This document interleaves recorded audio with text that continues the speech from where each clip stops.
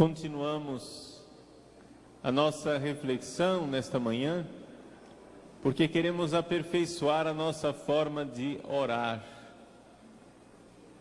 Nós dizemos juntamente com São Paulo, não sabemos orar como convém. Nós não sabemos o que pedir, não sabemos o que dizer para Deus. Orar parece uma coisa fácil, mas ao mesmo tempo é difícil. É como um santo russo da Igreja do Oriente, chamado São Teófano, o Recluso. Ele dizia, dizer para uma pessoa, ore sem ensinar a ela a orar, é mais ou menos como dizer para um estrangeiro, fale português, mas sem ensinar para ele. Como é que uma pessoa aprende a falar português? É claro que São Teófano, recluso, ele não falava de português, ele falava do russo, porque ele é russo. Estou adaptando a frase dele. Fale português, mas se você nunca ouviu alguém falar português, você não vai saber. Então nós precisamos seguir o exemplo dos grandes orantes, que são os santos, e do grande orante, que é Jesus, se nós quisermos orar. Porque corremos sempre o risco de estar orando como pagãos. Como o pagão que está numa luta, numa quebra de braço com Deus, tentando convencer Deus, tentando mudar a vontade de Deus. Essa é a oração do pagão. O pagão, ele quer que o seu desejo seja realizado e não a vontade de Deus. Então, por isso é que essa oração pagã está errada. Nós precisamos nos adequar à vontade de Deus.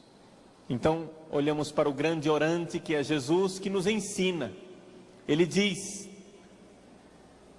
Pai, venha o teu reino. Ou seja, que o reino de Deus seja feito na nossa vida, que Ele reine, o senhorio de Deus se manifeste, que seja Ele a fazer a vontade dEle. Esta é a versão do Pai Nosso de São Lucas. Ou São Mateus, Pai nosso, seja feita a tua vontade. Essa é a versão do Evangelho de São Mateus, a vontade de Deus precisa ser feita. Ou numa versão mais reduzida, que é de São Marcos, no Horto das Oliveiras, Jesus diz, Abba, Pai, tu podes tudo, mas não seja feita a minha, mas a tua vontade. Você vai perguntar, mas padre, e São João fica de fora? São João não tem um Pai Nosso? Claro, São João tem também, só que o Pai Nosso de São João é bem mais extenso, porque ele se encontra no capítulo 17, a famosa oração sacerdotal de Jesus. Jesus ali nos ensina também a orar, e ele faz esses pedidos de que os discípulos se modelem à vontade do Pai. Bom, mas o Pai Nosso não para por aí. O Pai Nosso tem também uma segunda parte, que diz assim, o pão nosso de cada dia, dá-nos hoje. Ou, pegando a versão de São Lucas, em que Jesus ensina os seus discípulos a orar, ele diz, dá-nos a cada dia o pão cotidiano. Então o cristão pode também pedir, o cristão pode também pedir a Deus aquilo que ele vê que é necessário para o seu dia a dia, o pão de cada dia. Não é proibido, não é pecado pedir, e Jesus até explicita isto, na continuação do capítulo 11 de São Lucas, ele diz, portanto eu vos digo, pedi e vos será dado, procurai e encontrareis, batei à porta e vos será aberta, pois todo aquele que pede recebe, quem procura encontra e quem bate a porta será aberta. Muito bem. Então, quer dizer que nós podemos e devemos pedir. E é interessante como Jesus, muitas vezes, usa até parábolas meio desconcertantes. Nesse Evangelho de São Lucas, ele usa aquela parábola do amigo que chega no meio da noite, e o outro lá fora, pedindo insistentemente, que quer um pedaço de pão, que quer pão para os visitantes que chegaram. Então o amigo que está dentro de casa diz: olha, eu vou atender esse chato de galocha que está aqui me importunando, para ver se pelo menos eu consigo dormir. Essa pequena parábola é colocada também nesse capítulo 11 de São Lucas, mas Jesus até coloca uma outra parábola mais desconcertante ainda, que foi inclusive o evangelho de ontem. No evangelho que foi proclamado ontem, nós temos a viúva e o juiz iníquo, em que Jesus compara a oração do cristão com aquela viúva que insiste para que o juiz faça a justiça. Nós ficamos meio desconcertados com esse tipo de parábola, porque parece que Deus seria como o amigo que quer se livrar do outro que é chato, ou como o juiz iníquo que quer se livrar da viúva. Que coisa estranha que Jesus faça uma comparação dessa. Ele está comparando Deus, que é bom, que é Pai, que é bondade, com essas duas figuras tão ruins. Bom, para nós compreendermos esta comparação de Jesus, o próprio Jesus interpreta isso também no capítulo 11 de São Lucas. Ele diz assim: algum de vós que é pai, se o filho pedir um peixe, lhe dará uma cobra? Ou ainda, se pedir um ovo, lhe dará um escorpião? Ora, se vós que sois maus, sabeis dar coisas boas aos vossos filhos, quanto mais o Pai do céu dará o Espírito Santo aos que lhe pedirem. Eis aí a interpretação, a chave. Se vós que sois maus concedeis as coisas, quanto mais o Pai do céu não vai dar.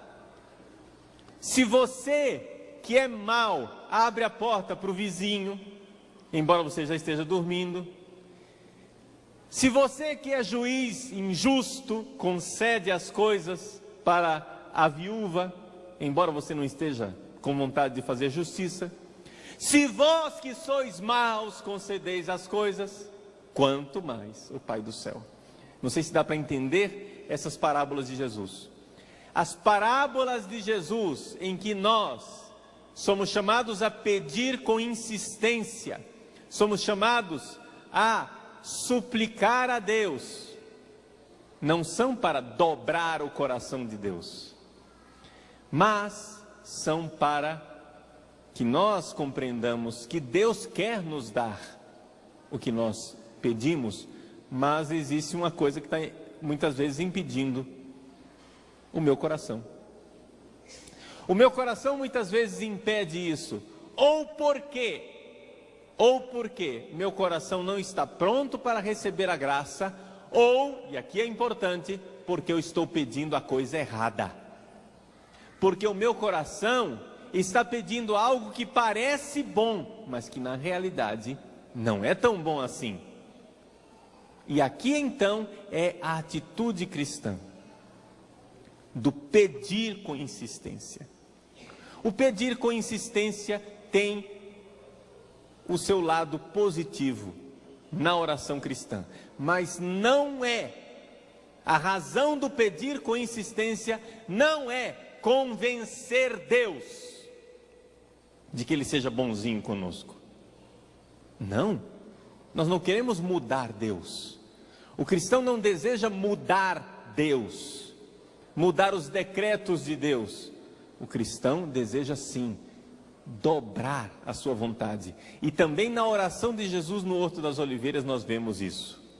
Jesus diz assim: Abba, Pai, tu podes tudo, afasta de mim este cálice. Jesus pede e pede insistentemente. O evangelista nos mostra Jesus agitado naquela oração do Horto das Oliveiras. Se você for olhar o capítulo 15 de São Marcos, você vai ver um Jesus bem diferente daquele que nós estamos acostumados. Nós estamos acostumados a ver Jesus tranquilo, não é? Acostumados a ver Jesus que reza, muito tranquilo, confiante em Deus. Mas no capítulo 15 de São Marcos, no Horto das Oliveiras, Jesus está agitado, ele não consegue quase parar na oração. Ele se prostra, depois se levanta, vai, acorda os discípulos, volta outra vez, se prostra outra vez, se levanta, acorda os discípulos uma segunda vez. Jesus está totalmente agitado, justamente mostrando que não é fácil a vontade humana se dobrar diante da vontade de Deus. Mas ele pede: afasta de mim esse cálice, e pede com insistência.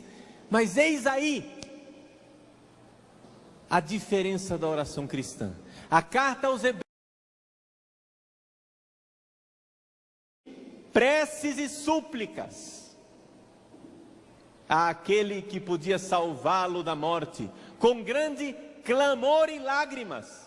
Quando foi que Jesus dirigiu preces e súplicas com clamor e lágrimas a Deus? Quando foi? No Horto das Oliveiras. Não tem dúvida nenhuma de que a carta aos Hebreus aqui está falando claramente do Horto das Oliveiras. Nos seus dias aqui na terra, o Filho de Deus dirigiu preces e súplicas com grande clamor e lágrimas àquele que poderia salvá-lo da morte. E aqui vem a parte surpreendente da carta aos Hebreus. A carta diz assim: ele foi atendido. Ele foi atendido por causa da sua piedade. Isso é surpreendente. A oração de Jesus no Horto das Oliveiras foi atendida por Deus. Mas como, padre? Jesus disse assim: afasta de mim esse cálice, e ele morreu na cruz? Sim, mas foi atendido na manhã da ressurreição. Meus irmãos, suas preces serão ouvidas. Como? Quando? Deixe que Deus decida. Deixe que Deus faça. Peça. Você deve pedir. Você pode pedir. Peça a Deus. Peça a Deus com insistência. Peça a Deus com clamor e lágrimas. Mas peça com uma atitude cristã. Não peça como o pagão que acha que vai realizar todos os seus desejos, todas as suas vontades, as suas veleidades. Jesus, quando ora no Horto das Oliveiras, ele diz: Senhor, tu podes tudo. Ele começa professando a fé: se Deus quiser me livrar desta hora, Ele pode me livrar. Tu podes tudo. Afasta de mim este cálice. Ele pede, ele ousa, e ele pede com insistência, com agonia. Agonia, a palavra agonia quer dizer uma luta, porque a nossa vida de oração é também uma vida de luta, é uma luta espiritual, e a luta espiritual não é só com o diabo, não. Muita gente acha que luta espiritual, a batalha espiritual é somente contra o demônio. Muitas vezes, meus irmãos, a batalha e a luta espiritual se trava dentro de nós. Nós não somos gente, nós somos um campo de batalhas. Porque a nossa vontade dificilmente se dobra diante de Deus. E por isso a gente agoniza, luta. E a nossa oração é ouvida. Como? Nem sempre da forma como nós gostaríamos que fosse ouvida. Nós gostaríamos que Deus nos livrasse da cruz. E Deus atende a nossa oração na manhã da ressurreição, depois que já passamos pela cruz. Ele ouve a nossa oração. Ele é bondade, Ele é amor, Ele é misericórdia, Ele é compaixão. Mas como Jesus, nós temos que dizer: Senhor, não seja feita a minha, mas a tua vontade. Esta é a oração cristã. Então, meus irmãos, nós podemos e devemos pedir. Nós precisamos ser ousados ao rezar. Sim. Mas a vontade de Deus é o critério último. E a confiança na bondade dEle. Mesmo que eu esteja sofrendo. Mesmo que eu esteja sofrendo. Mesmo que aquilo que está acontecendo na minha vida não tenha explicação. Eu não entendo. Quantos e quantos santos, na oração, com toda a franqueza, com toda a parresia, com toda a franqueza da alma, dirigida a Deus, os santos dizem: Senhor, eu não vos compreendo. Por que não ouvis minha oração? O que eu estou pedindo parece tão bom. E nessa hora os santos estão pedindo exatamente como Jesus pediu. Estão fazendo exatamente a oração do Horto das Oliveiras e são sempre atendidos. Como? Na manhã da ressurreição. Então é necessário, sim, pedir com insistência. Mas pedir com insistência dentro de uma visão cristã de oração. Na palestra passada, nós falávamos do Segredo, o livro, o vídeo, best-seller que está vendendo feito água, onde uma autora australiana acha que encontrou o segredo para realizar todos os seus desejos. O segredo é o seguinte: basta você desejar, basta você pensar positivo, basta você mandar um comando para o universo e a lei da atração vai fazer com que tudo funcione, tudo aconteça. Isto é tolice. Isso não acontece assim. Isto é infantil. Que uma criança emburrada no corredor do supermercado, na seção de brinquedos, fique prendendo a respiração e dizendo para a mamãe: enquanto não me der esse carrinho, eu não respiro. Que uma criança emburrada fique esperneando no meio de um supermercado, você dá umas palmadinhas nela, né? E põe o limite. Você precisa pôr limite no seu filho. Por quê? Porque senão ele vai terminar crescendo e escrevendo livros tipo O Segredo, que são de uma infantilidade cruel. Porque uma infantilidade frustrante. Eu tenho pena das pessoas e tenho pena até da própria autora do livro. Porque o que será dessa mulher quando ela descobrir que não basta desejar? Quando ela descobrir que essa fórmula mágica dela, que esse segredo dela não funciona?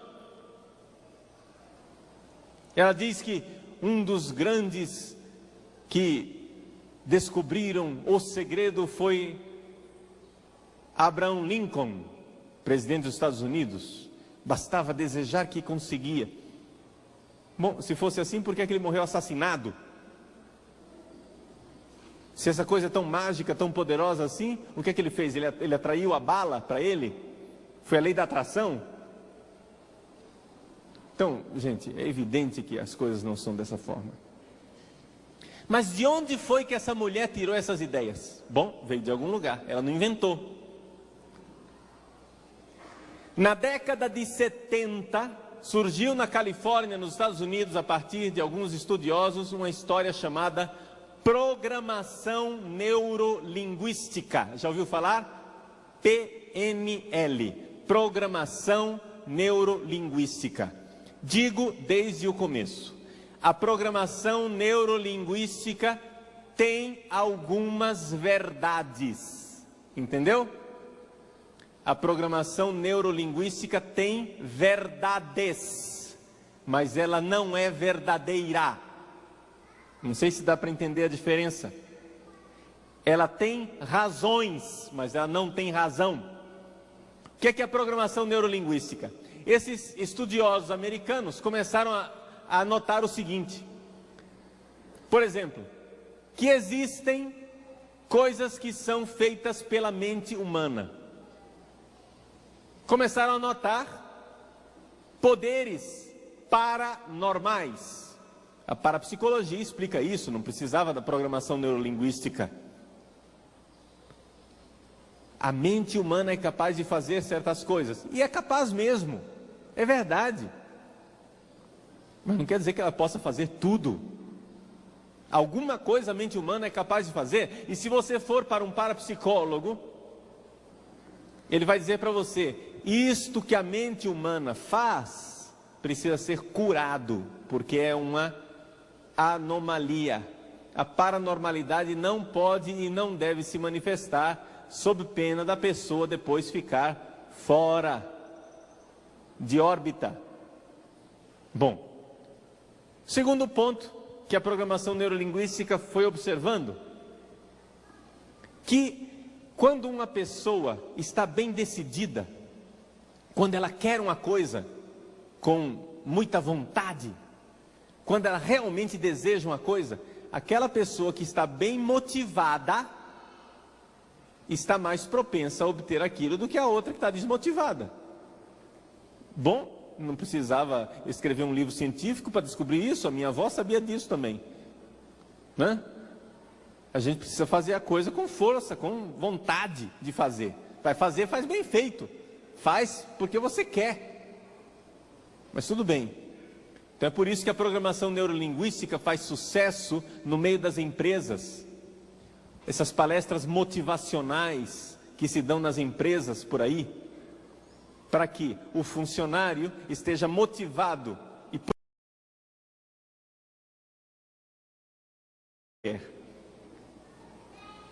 Bom, terceira coisa que a programação neurolinguística notou é que a mente humana é capaz de produzir saúde e doença. Isso também é verdade. É também verdade que, por exemplo, quando algumas pessoas têm uma vontade para viver, elas sobrevivem. E quando elas perdem a motivação, elas adoecem e morrem.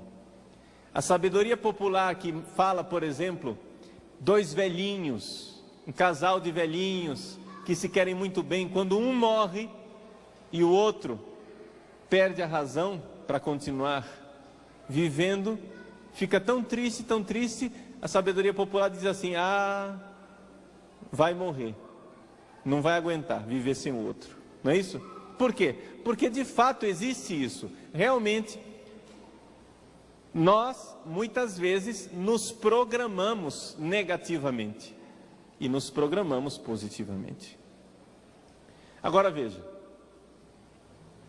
isso daí está certo, existe, estas razões existem. Agora dizer que tudo o que a minha mente deseja, eu sou capaz de obter destes aspectos que a mente é capaz de fazer, para dizer que tudo o que a minha mente quer, ela é capaz de obter, de uma coisa para outra tem um abismo.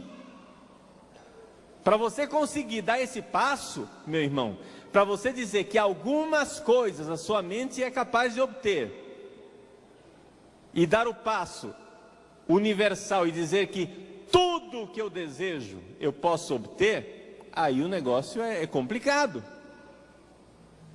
Eu acho que o passo é maior do que as pernas. Então vejam, existe sim um poder de autossugestão, claro que existe, é evidente, basta observar no dia a dia.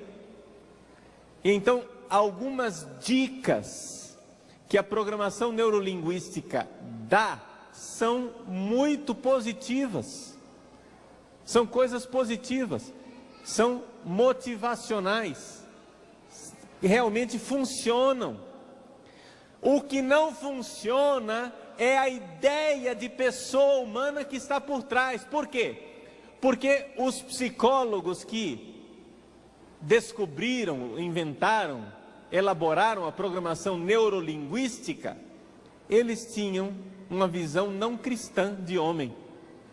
Para esses psicólogos modernos, o mundo que está aí fora, quem produz é a minha mente. Eles são seguidores de uma corrente, da grande corrente da filosofia moderna, que depois de Kant, toda a filosofia moderna terminou caindo nessa armadilha de pensar que tudo é produzido pela minha mente, ou seja, não existe verdade lá fora, não existe uma verdade que eu precise obedecer, mas é tudo auto-engano, autoprodução da minha mente. Essa é a visão deles. Por que é que isto não é verdade? Nós cristãos sabemos que isto não é verdade, por quê? Número 1, o que está aí fora não é criado pela minha mente, porque eu não sou o criador, mas é criado por Deus. Deus é a vontade que tudo cria. Segundo ponto, o que está aí fora, muitas vezes, que é criado por Deus, muitas vezes é coisa boa e excelente, e eu é quem preciso mudar para me adaptar às coisas boas e bonitas que estão aí fora. Muitas vezes, e nós cristãos sabemos disso, que o caminho da felicidade é o caminho da obediência das coisas de Deus. Quantas e quantas vezes eu preciso me adaptar, obedecer, me inclinar diante da vontade de Deus que já está manifesta, que já se manifestou no nosso meio, e eu não tenho que ficar recalcitrando, não tenho que ficar esperneando diante da vontade de Deus que já aconteceu. Mas se você for levar a programação neurolinguística ao pé da letra, tudo que você deseja, você consegue. Basta querer. Você precisa desejar. Se você não obteve, é culpa sua. É culpa sua se você não alcançou. Por quê? Porque você não desejou plenamente. Então, é aqui que está a coisa que não funciona. Deus é Deus, é Ele quem cria, é Ele quem faz, e eu preciso me adaptar à vontade dEle.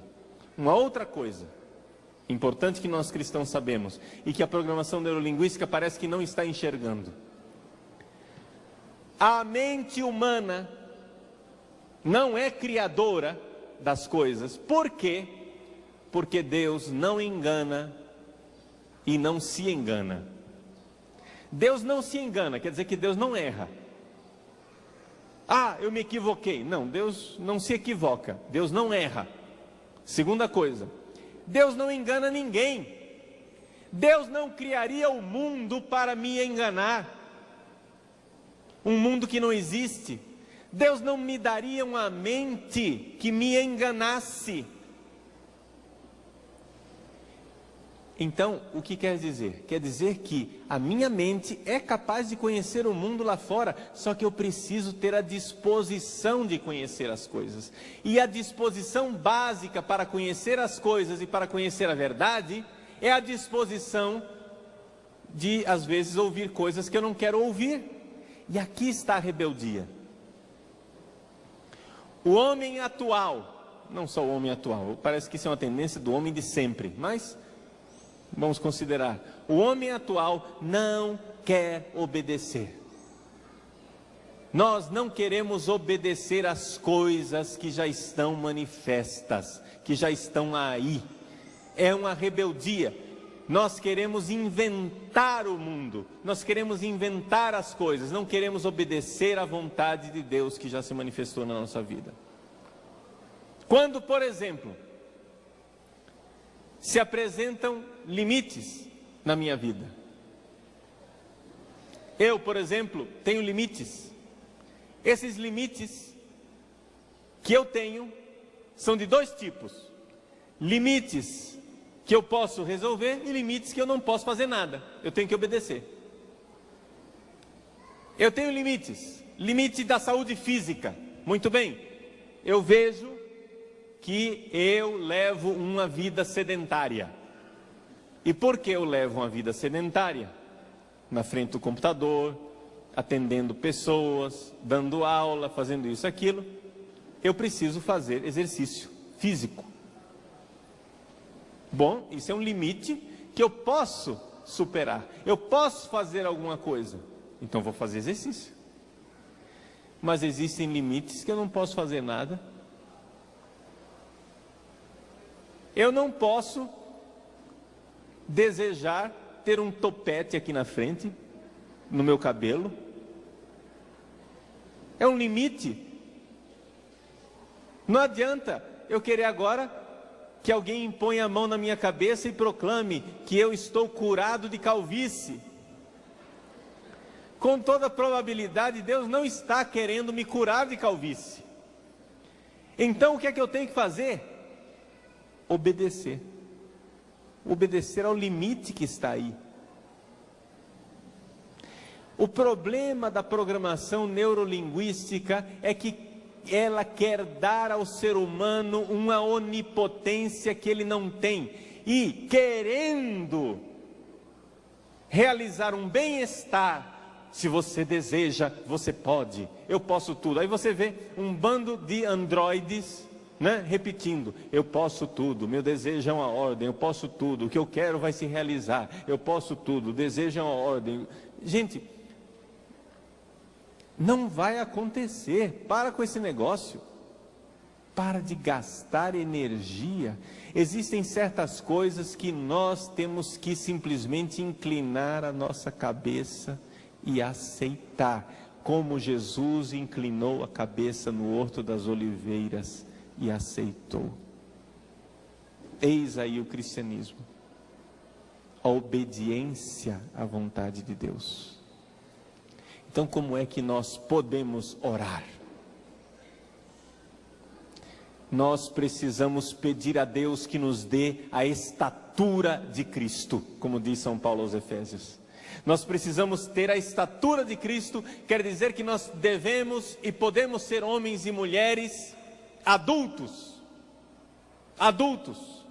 formados, maduros na estatura de Cristo. Para isto, vamos para o Horto das Oliveiras. Vamos para a vida de oração. Vamos lutar para dobrar a nossa vontade diante da vontade de Deus, para descobrir a vontade de Deus. Quantas vezes coisas que na minha vida eu achava que não era a vontade de Deus, era ali exatamente que a vontade de Deus estava se manifestando. Eu vejo, por exemplo, dar um exemplo muito simples na minha vida. Quando eu era adolescente e eu fiz o último ano do 2º grau, eu estudei nos Estados Unidos como estudante de intercâmbio. Não era seminarista não, era só estudante. E lá nos Estados Unidos, então, eu resolvi entrar no seminário. Eu queria entrar no seminário nos Estados Unidos. Acontece que houve uma série de problemas financeiros na minha família e eu não pude. Não deu certo. Para mim foi uma frustração. E Deus sabe que eu rezei, eu pedi. Passaram mais de 20 anos. Para ser exato, foi em 84, né? Então, já 23 anos se passaram dessa história toda. 23 anos depois eu olho para trás e digo, que bom que Deus não deixou eu ir para os Estados Unidos. Por quê? Porque agora eu vejo a bondade de Deus. Eu vejo que no meu sonho de adolescente, ir para aquele seminário era a coisa melhor do mundo. Mas depois eu conheci o seminário como ele era e vi que ele não era tão bom assim, que eu não teria recebido uma boa formação. Naquele seminário, por exemplo, os seminaristas namoravam até o final da filosofia. Tinha uma série de orientações assim que não iam de acordo com o Papa. E eu ia entrar numa fria dessas. Imagina só. Deus permitiu, não é que Ele mandou, mas Ele permitiu adversidades. para me proteger. Aquilo que para mim era uma desgraça naquele momento, era a graça se manifestando. É como diz São Máximo Confessor, um santo da Igreja do Oriente, do século VII. São Máximo diz assim: os idiotas clamam a misericórdia de Deus dia e noite. Quando ela aparece, não a reconhecem. Nós somos assim, eu fui assim, foi assim na minha adolescência, eu fui um idiota. Eu clamava a misericórdia de Deus. Quando ela apareceu, eu não reconheci. Eu disse: Senhor, me ajuda. Eu pensava que Deus me ajudar significava eu ir lá para os Estados Unidos. Depois o que aconteceu? Eu fiquei no Brasil, estudei a filosofia, fiquei contente de estudar a filosofia aqui no Brasil. Depois, quando eu cheguei na teologia, o bispo resolveu me mandar para Roma. E foi muito melhor eu ir para Roma do que ir para os Estados Unidos. Estudei 5 anos em Roma, fui ordenado padre em 1992 pelo Papa João Paulo II, que foi uma graça extraordinária. Se eu tivesse ido para os Estados Unidos, não tinha tido essa graça. Aquilo que lá atrás era uma desgraça, depois se manifestou como graça extraordinária na minha vida. Quer dizer, Deus ouve a nossa oração, mas nem sempre da forma que nós gostaríamos que Ele ouvisse. Quantas e quantas coisas do seu passado, você hoje olha para trás e ri, dizendo: como eu fui tolo, como eu fui tola de chorar por aquilo, e hoje vejo que é uma graça de Deus. Eu tenho certeza que na sua vida você tem coisas assim, mas é isso.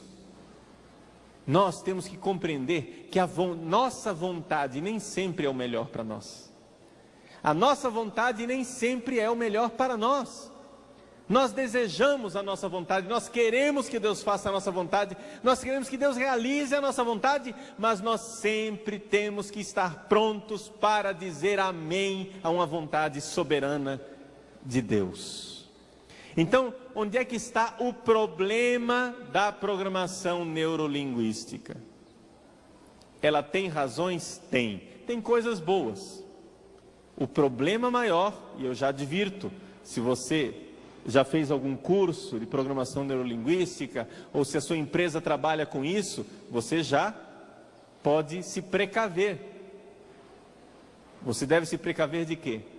Desta ideia louca de que as minhas vontades são sempre o melhor, e aquilo que eu quero e que eu me determino é o melhor para mim. Nem sempre. Nem sempre. Isso daí é uma soberba, é o ser humano que quer se colocar no lugar de Deus. É a criatura humana que quer se colocar no lugar de Deus. Peça para Deus. É verdade, você precisa de pedir para Deus. Aquilo que a programação neurolinguística diz que você precisa desejar e desejar intensamente é correto. Você pode desejar intensamente, sim, desde que você deixe um espaço para a vontade de Deus, para o desejo de Deus, para a obediência, porque você propõe e Deus dispõe, e nem sempre aquilo que você não deseja, que você deseja é o melhor. Quantas e quantas vezes nós olhamos para uma criança e a gente vê que a criança quer exatamente aquilo que ela não pode, exatamente aquilo que vai fazer mal para ela, e um pai e uma mãe que amam o seu filho vão dizer não, não é isso? Ontem eu estava lá atendendo a minha paróquia no Pantanal, Mato Grossense, Barão de Melgaço, e rezei missa numa comunidadezinha à margem do rio Cuiabá, chamada Estirão Comprido. Lá no Estirão Comprido, eu dava um exemplo para aqueles homens e mulheres, que a maior parte são pescadores. Eu dizia para eles: imagine só que você está na beira do rio, limpando o peixe com uma faca enorme, com uma peixeira. Como eles fazem, como eles costumam, eles põem uma tábua lá na beira do rio e abre o peixe, começa a tirar as escamas, limpar o peixe. Imagine que você está lá limpando o peixe com uma peixeira enorme, e aí seu filhinho de 5 anos de idade chega e diz: papai, me dá a faca, me dá a peixeira. Você vai dar a faca para o seu filho com 5 anos de idade? Mas ele quer. Ele esperneia. Você vai dar? Não. Mas ele chora. Você vai dar? Não. Ele se joga no rio. Você vai dar? Não. Você pega ele, tira do rio pelos cabelos, põe na margem, esquenta o traseiro dele com uns tapinhas e diz: pare de ser mimado. Deixe de capricho. Obedeça. Vai lá com sua mãe. Sai daqui. Porque quer o bem da criança. Agora, vejam só. Se uma criança quer coisas que não são boas para ela, e um adulto enxerga isso, quanto mais nós às vezes queremos coisas que não são boas para nós, e Deus, que é infinitamente mais sábio do que nós, enxerga isso.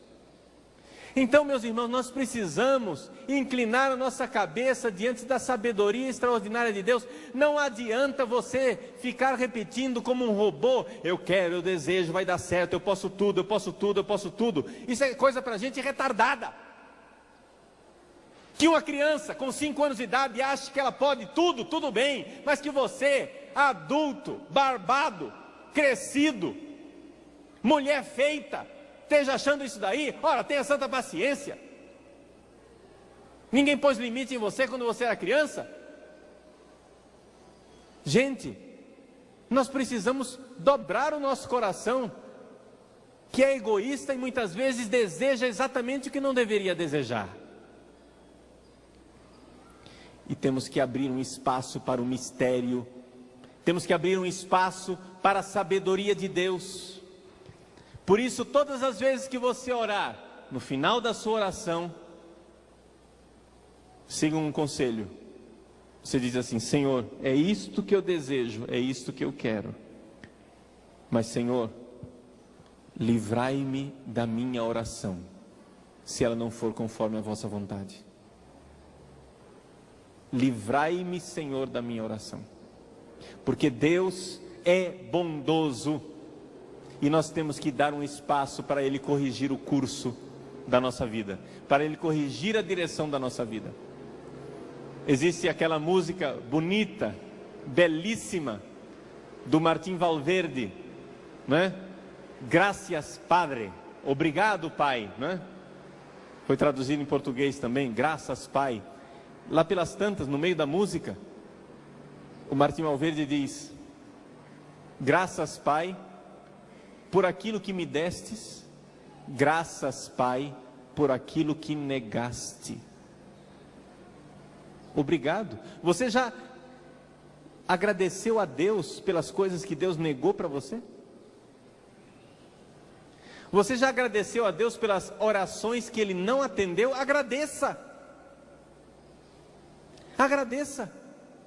Porque muitas vezes Ele livrou você de uma desgraça. Ele estava livrando você de uma peixeira, de uma faca que iria, quem sabe, furar você, cortar você.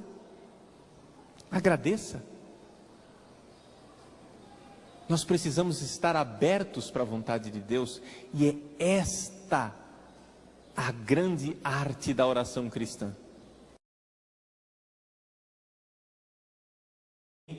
Uma última coisa que eu gostaria de lembrar: a oração é uma graça, é um carisma, é um dom de Deus. Nós precisamos receber o dom da oração. Isso quer dizer que muitas vezes nós esperneamos, muitas vezes nós não queremos, mas Deus vai fazendo a sua vontade na nossa vida, e muitas vezes durante a nossa oração a gente enxerga a vontade de Deus, enxerga aquilo que Ele queria desde todo sempre. Nós não somos tão donos de nós mesmos como nós gostaríamos. Existe um projeto de Deus, existe um sonho de Pai para nós. Este sonho que Deus tem para nós é o que nós estamos buscando. Então, a verdade a meu respeito eu não devo criar. A verdade a meu respeito eu devo descobrir, porque ela existe. Deus me sonhou, Deus me pensou, Deus me quis e eu preciso na minha vida, na oração e no dia a dia, ir descobrindo o que será de mim, o que Deus quis de mim, o que Deus desejou de mim. Eu já descobri que Deus me quis padre, mas eu ainda não sei tudo o que Deus quer de mim. Eu não sei o que é que Ele quer para o meu futuro, os detalhes do meu sacerdócio. Se quando eu fui ordenado padre, há 15 anos atrás, você dissesse para mim que eu seria reitor do Seminário Cristo Rei de Cuiabá, eu ia rir na sua cara, porque eu nunca tinha pensado isso. E no entanto, eu sou reitor, já vai fazer 12 anos. Se você dissesse para mim que eu ia ser padre e que um dia eu iria fazer palestra na televisão, eu ia rir na sua cara, porque eu nunca pensei em fazer palestra em televisão. Sempre fugi dessas coisas, nunca quis saber de televisão na vida. Mas Deus foi conduzindo, levando para onde eu não queria ir. Se você dissesse que eu ia ser pároco numa paróquia no Pantanal, como é a paróquia de Barão de Melgaço, uma população pequena, são 10 comunidades que precisam ser atendidas todos os meses, na beira do rio, pobre, simples, um povo com uma fé bonita. Se você dissesse, Padre Paulo, o senhor vai voltar de Roma, com mestrado em direito canônico, e vai ser pároco em Barão de Melgaço. Eu nunca tinha colocado os pés em Barão de Melgaço na minha vida. Eu ia dar gargalhadas na sua cara. Mas Deus vai mostrando. E hoje eu não tenho dúvida nenhuma de que Deus me quis lá. E Ele tinha um propósito com isso tudo. Propósito número 1, de me converter. De fazer de mim uma pessoa melhor.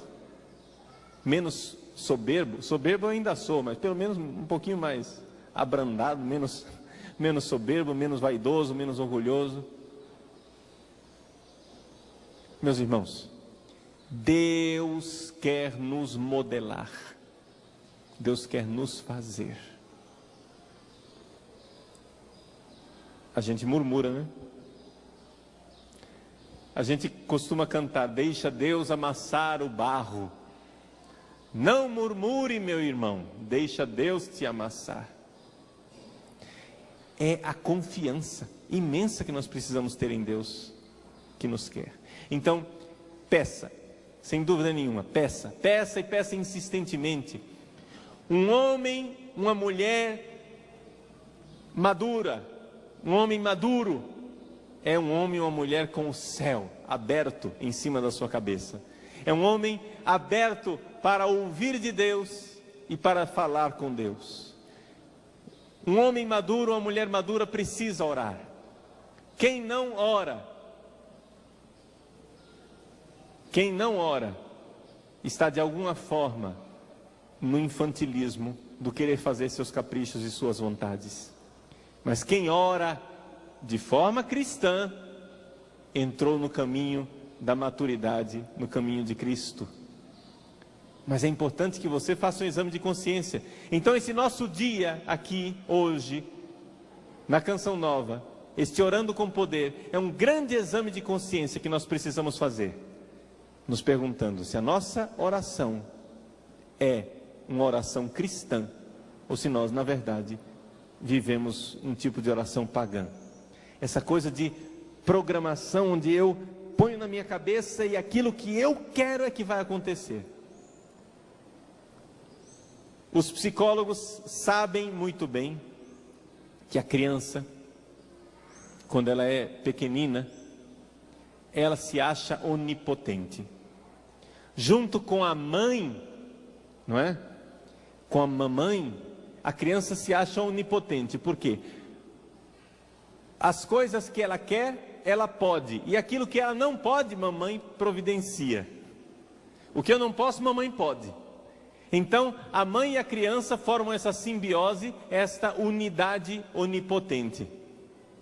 É uma ilusão infantil. A criança precisa quebrar essa ilusão. E quem quebra essa ilusão, conforme a análise freudiana, é a entrada do pai. É o pai que desfaz essa harmonia simbiótica e que opõe uma vontade que não é necessariamente a da mãe e a do filho. Nós poderíamos usar isso como uma analogia e dizer assim: o paganismo é uma religião em que a pessoa e a mamãe terra, o universo, a mãe terra, tão falada hoje em dia até por teólogos que se dizem católicos uma ova. Isso é paganismo puro, essa história de mãe terra. Que diabo é isso, mãe terra? Minha mãe é Maria, história de mãe terra. Isso é paganismo. Mas essa história de mãe terra, estar em harmonia com o universo, porque aí você obtém tudo aquilo que você quer. Muito bem, deixe Deus entrar na sua vida. Deixe Deus interferir nessa infantilidade de achar que você pode tudo. Deixe Deus romper um pouco essa sua unidade simbiótica com a terra e deixe Deus fazer a vontade dele. Se converta. Creia no Evangelho. Não deixe de orar. Orar sem cessar. Mas orar sem cessar é viver constantemente em luta. Viver constantemente nas mãos do oleiro, para que ele faça a sua divina vontade. Deus ouve sempre as nossas orações, nem sempre do jeito que nós queríamos. Jesus, Filho de Deus, nos seus dias aqui na terra, dirigiu preces e súplicas, com grande clamor e lágrimas, àquele que poderia ouvi-lo. E foi atendido por causa da sua piedade. Viva o Horto das Oliveiras. Amanhã de Páscoa vai chegar.